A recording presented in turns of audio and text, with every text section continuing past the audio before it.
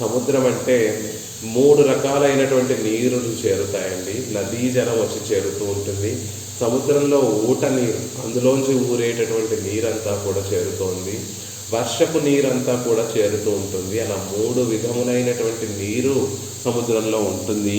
మరి ఆళ్వార్లలో కూడా అలా 3 విధములైనటువంటి నీళ్లు ఉన్నాయా అంటే వారి భావన ప్రకర్షణ ఆర్తునీర్, ఊతునీర్, మజైనీర్ అని చెప్పినట్టుగా ఆళ్వార్ల యొక్క తమ వాక్కులలో కూడా వారి యొక్క కృతులలో వారు అనుగ్రహించినటువంటి ప్రబంధాలలో కూడా నాయికా అవస్థగా కొంచెం ఆర్తిని చూపించారు ఆళ్వార్లు.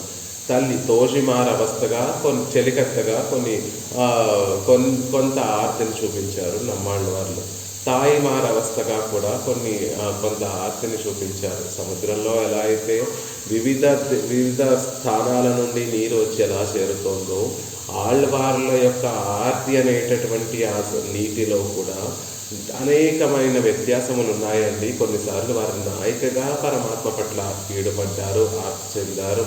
తల్లిగా వారి పట్ల ఈడుపడ్డారు, పరమాత్మ పట్ల ఆర్తిని చూపించారు. చెలికెత్తగా వారు పరమాత్మ పట్ల ఆర్తిని చూపించారు. అలా వివిధమైనటువంటి ఆర్తి సమ్మేళనంతో కూడినటువంటిది ఈ రసౌఘ భూమ రామాళ్వార్లు అనేటటువంటి సముద్రంలో ఉన్నటువంటి నీరు అని చెప్తున్నారు.